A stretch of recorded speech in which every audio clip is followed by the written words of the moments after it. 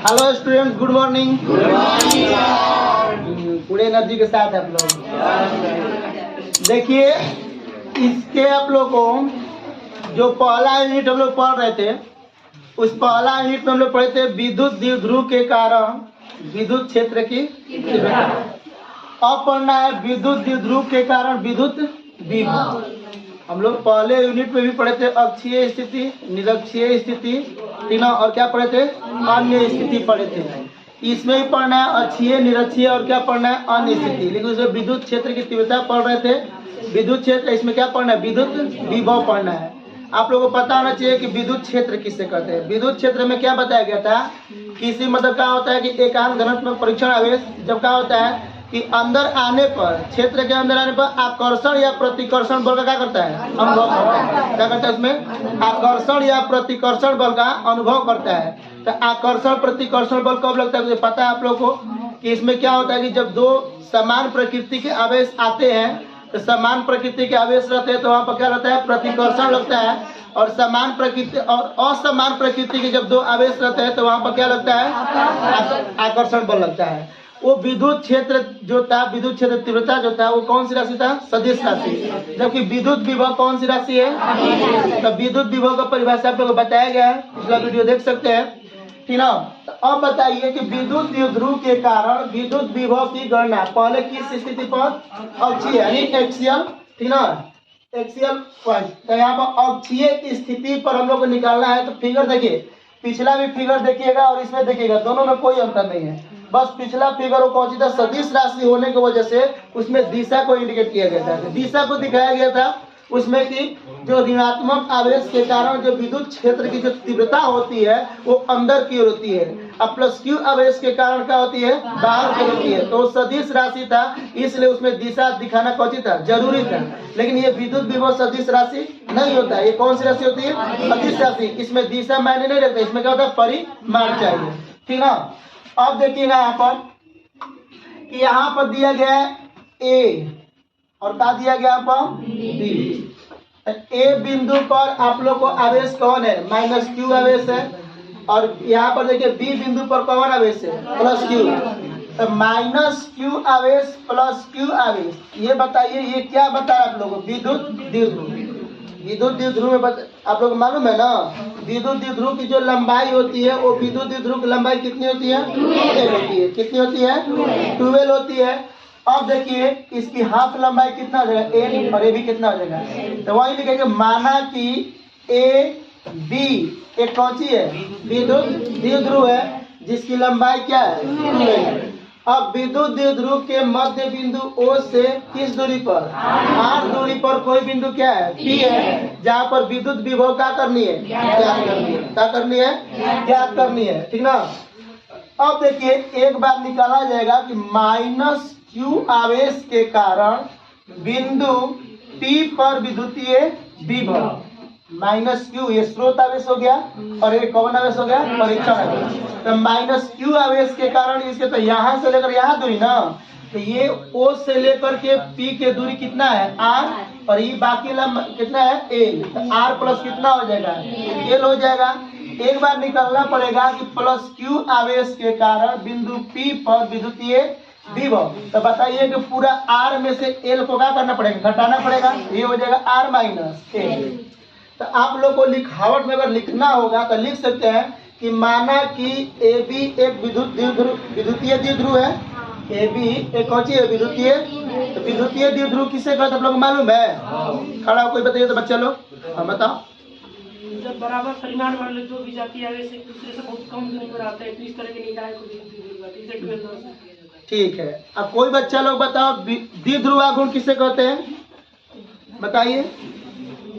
विद्युत द्विध्रुव के किसी एक आवेश के परिमाण तथा विद्युत द्विध्रुव के बीच की लंबाई के गुणनफल को द्विध्रुव आघूर्ण कहते हैं। इसे किसके द्वारा करते हैं हम लोग, पी से। इसकी जो दिशा बताया गया है वो ऋण आवेश की दर होती है। पीछे जितना पढ़ाया गया सब हम कंप्लीट है, याद किए हैं, चलिए अच्छी बात है।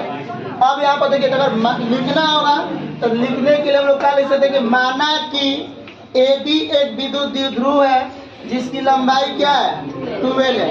अब विद्युत द्विध्रुव के मध्य बिंदु O से R दूरी पर कोई बिंदु क्या है? इतना क्लियर है? माना कि AB एक विद्युत द्विध्रुव है, ठीक ना, जिसकी लंबाई क्या है?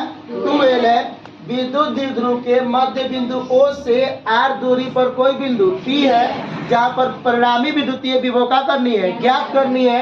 और ये जो लंबाई निकाला गया है, आप लोगों को समझ में आ रहा है ना कैसे निकाला गया है? तो वो हम लोग निकाल सकते हैं। बाकी हम लिख नहीं रहे, अगर कहिए तो लिखा भी जाएगा।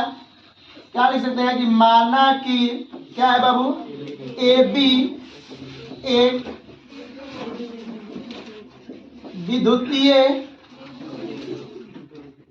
द्विध्रुव है, ठीक ना, यानी कि लिख सकते हैं जिसकी लंबाई क्या है बाबू? 2L है। क्या है? जिसकी लंबाई 2L है। अब यहाँ पर लिख सकते हैं विद्युतीय द्विध्रुव के कौन बिंदु? मध्य बिंदु O से R दूरी पर कोई बिंदु क्या है? P है, जहां परिणामी विद्युतीय विभव ज्ञात करनी है। क्या करनी है? यहाँ पर माना कि AB एक विद्युतीय द्विध्रुव है जिसकी लंबाई 2L है। विद्युत द्विध्रुव के मध्य बिंदु O से R दूरी पर कोई बिंदु P है, जहाँ परिणामी विद्युतीय विभव क्या करनी है? देखिएगा, एक बात चल रहा है, प्लस Q आवेश के कारण बिंदु P पर विद्युत विभव का मान होगा। ध्यान दीजिए, प्लस Q आवेश के कारण, इसके कारण ना, प्लस Q आवेश के कारण बिंदु P पर, देखिए तो बिंदुवत आवेश के कारण विद्युतीय विभव का सूत्र क्या होता है? इसको V1 मान ले बाबू। तो V1 बराबर 1 बटा में 4 पाई एप्सिलॉन नॉट, Q बटा में dP। क्या हो जाएगा हम लोग को? इसमें दिशा नहीं ना लिखेंगे, तो ये हो जाएगा V1 बराबर 1 बटा में 4 पाई एप्सिलॉन नॉट Q बटा में R माइनस L, समीकरण नंबर। अब लिखेंगे माइनस Q आवेश के कारण बिंदु P पर विद्युत विभव का मान होगा। ध्यान दीजिएगा, तो अब हम लोग क्या करेंगे कि इसको V2 मान लेते हैं, तो हो जाएगा 1 बटा में 4 पाई एप्सिलॉन नॉट, माइनस हो जाएगा ना बाबू, माइनस Q बटा में AP। क्या हो जाएगा? तो V2 बराबर 1 बटा में 4 pi epsilon not minus Q बटा में, इस माइनस को यहाँ पर भी लिख सकते हैं, यहाँ पर भी लिखिए, यहाँ हो जाएगा R प्लस कितना हो जाएगा? समीकरण नंबर 2। यहाँ तक समझ में आ रहा है? अब लिखेंगे, अब ठीक ना, तो अब लिखेंगे कि बिंदु P पर परिणामी विद्युतीय विभव का मान होगा, ठीक ना। अतः अब बिंदु किस पर? P पर परिणामी विद्युतीय विभव का मान होगा। बिंदु P पर परिणामी विद्युतीय विभव का मान होगा, तो आपका हो जाएगा V बराबर V1 प्लस V2। तो इसमें दिशा से कोई मतलब है नहीं कि प्लस वाला माइनस में हो जाएगा, जो मान रहेगा वही ना लिखा जाएगा। तो यहाँ पर बताइए V बराबर V1 का मान कितना दिया बाबू? 1 बटा में 4 पाई एप्सिलॉन नॉट Q बटा में R माइनस, इसका मान V2 का उसमें दिया हुआ है माइनस में, तो 1 बटा में 4 पाई एप्सिलॉन नॉट Q बटा में कितना हो जाएगा? R plus A। वो हो, देखिए यहाँ पर प्लस दिया है ना, इसका मान क्या दिया माइनस, तो माइनस प्लस क्या हो जाएगा माइनस ना हो गया। अब देखिए v बराबर क्या कॉमन ले सकते हैं 1/4 पाई और q भी कॉमन ले सकते हैं, तो 1 में r माइनस और 1 में r प्लस a। यहाँ तक बताइए किसी को दिक्कत है, हो जाएगा ना। अब यहाँ पर v बराबर 1/4 पाई q एलसीएम निकालिएगा तो r प्लस एल होगा और क्या होगा r माइनस एल, तो r माइनस एल से कट जाएगा तो ऊपर क्या बचेगा आप लोगों को r प्लस एल माइनस का दिया है, प्लस वाला कटेगा तो कौन ऊपर लिखेगा माइनस वाला, तो माइनस के चलते चिन्ह बदल जाएगा ना, तो ये क्या हो जाएगा माइनस r और प्लस कितना हो जाएगा एल।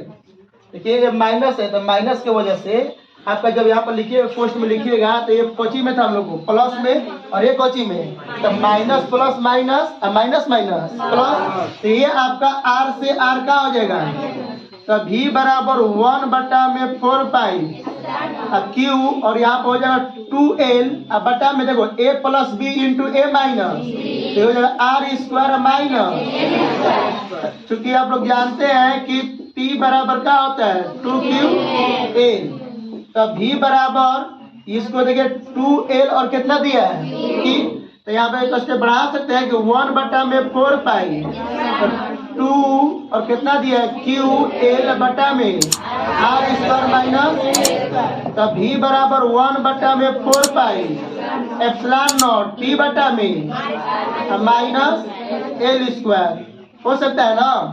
अब ध्यान दीजिएगा यहाँ पर कि आप लोग यदि मान लिया जाए कि बिंदु O से R दूरी पर मान निकलना है ना, तो यदि R के मान L से बहुत कौची हो बड़ा हो, यानी L का मान क्या हो नगण्य हो, क्या हो नगण्य, तो L के मान क्या हो जाएगा, तो v बराबर 1/4 पाई एप्सिलॉन नॉट p बटा में r, और उसके लिए अब छह में क्या आता है 1/4 पाई एप्सिलॉन नॉट 2p बटा में r, इसके लिए तो 1/4 पाई एप्सिलॉन नॉट p बटा में, किसी को दिक्कत है?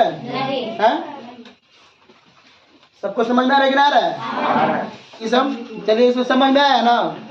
अगर देखिए वीडियो अच्छा लगे तो हमारे चैनल को क्या करें लाइक सब्सक्राइब और शेयर अवश्य करें, और सब्सक्राइब करिए तो वो घंटा आता है बेल आइकन उसको दबा दिए, ठीक ना।